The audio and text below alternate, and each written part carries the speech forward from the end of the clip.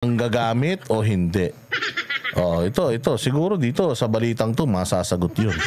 Oh, dito mo malalaman kung si Super Ate ay manggagamit o hindi. Senator Amy Marcos ayaw sa alyansa pero bukas na umakyat sa entablado sakaling imbitahan.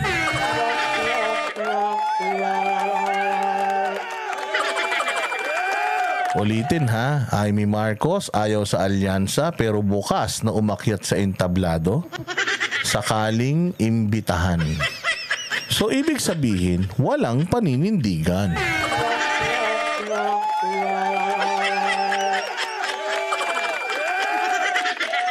Hindi ba yun ang pamagat nitong ating susunod na balita? Sige nga, tingnan nga natin kung ano ito bago tayo magtapos. Matapos na gumawa ng eksena sa proklamasyon ng senatorial ticket ng administrasyon, ay aminado si Senadora Amy Marcos na aakyat pa rin siya sa entablado kasama ang mga kandidato ng Alyansa para sa Bagong Pilipinas. Si Troy Gomez magbabalita. Hindi siya, gusto niya independent, pero aakyat pa din siya. O, diba? Anong tawag doon? Mambubudol.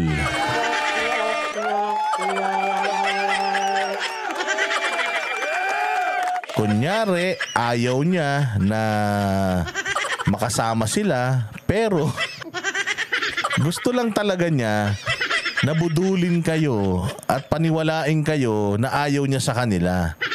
Pero ginagamit lang niya talaga kayo pare-pareho.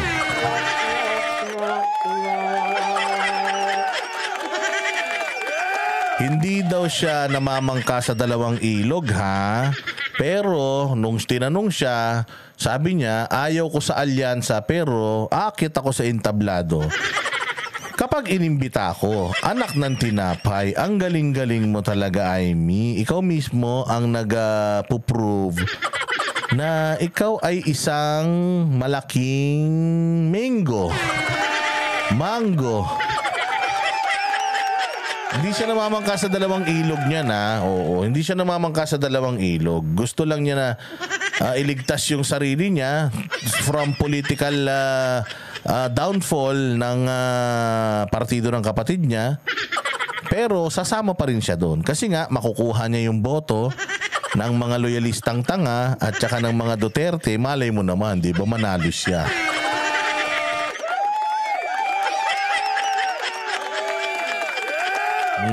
Di ba? Yan si Amy Marcos. Yan ang politika niyan. Oo. Collect and collect and collect. Then bahala kayo sa buhay nyo. Nananatili pa rin palaisipan kung tatayo nga ba bilang independent si Senadora Amy Marcos para sa 2025 midterm elections o hindi. No-show nitong Biyernes ang presidential sister na si Amy Marcos sa deklarasyon ng senatorial ticket ng Alyansa para sa Bagong Pilipino para sa 2025 midterm elections. Kabilang si Amy sa 12 kandidato na susuportahan ng administrasyon. Pero sa kabila nito, binigyang diin ni Amy na mangangampanya siya bilang isang independent candidate. Minabuti kong manindigan ng mag-isa upang wag nang malagay sa alanganin ang aking admin. Gusto daw niya manindigan mag-isa. Gusto ko na maging independent, pero pag in-invite ako doon, akyat pa din ako. Ano yung style mo, bulok?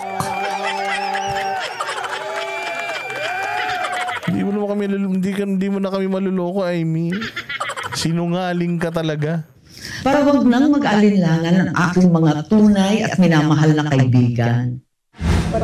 Pero nang tanungin kung di ba siya mahihirapan sa kampanya kung walang suporta mula sa malaking makinarya ng alyansa na inendorso ng kanyang kapatid, ay ito ang sagot ni Amy. Kaya nga, first time ko nga gawin ito eh. Kaya medyo aasahan ko na lamang na makukumbida ako siguro at kung aasahan ko na lang na makukumbida ako. Di sana pumunta ka na dun. Umaarte-arte ka pa eh.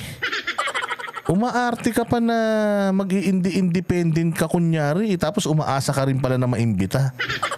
Ikasama ka dun, Amy. May gumaganyang ka pa.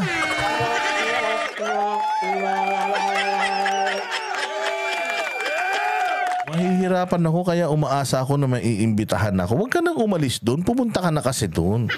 Huwag mo na kaming paikutin, hindi mo na kami maluloko na para ka sa bayan. Oo, yung mga kunyari pagalit-galit mo kay Bongbong, ano ka lang, nagkukunyari ka lang para hindi ka gulpihin ni Inday.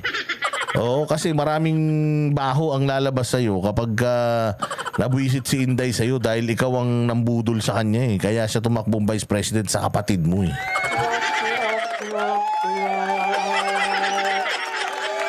Bumalik ka na doon. Huwag ka nang malungkot, huwag ka nang magdalawang isip. Go na. Puntahin ako, ano ba naman pumunta, wala namang problema doon. Si Riley ay nakusahang namamangka sa dalawang ilog sa parehong panig ni na Vice President Sara Duterte at kanyang kapatid na si Marcos Jr. Pero ayon sa Senadora, wala siyang papanigan, bagkus nais niyang magkasundo ang dalawa. Diba? Saan ka makakita ha? Saan ka makakita nang kasama ka sa ticket, ikaw pa yung unang naglabas noong listahan ng mga kandidato, which is very accurate.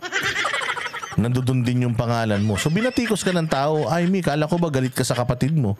Bakit ina-announce mo na tatakbo ka sa partido at sa grupo ng kapatid mo? Ang ina man, luloko ka, di ba? Anong ginawa niya? Ay, oo nga pala. Matalino na mga tao. Sige, kunyari, hindi ako aatin. Kunyari na lang, ayaw ko. Oo, kasi pagka tumakbo ako doon, pucha, baka mag-away kami ni Inday, baka lumabas lahat ng baho ko. So ngayon, sasabihin ko na lang, independent ako. O, independent ako. O, tapos biglang, pero pag inimbita nila ako, sana maimbita nila ako, pupunta ako. Walang hiya ka talaga, Aimee. Puta, ibang klase ang utak mo, satanas talaga.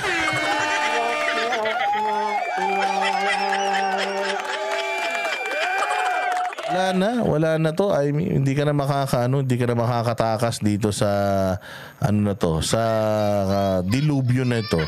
O ikaw mismo naglubog sa sarili mo dahil naging kasapakat ka talaga ng pagbagsak ng Pilipinas.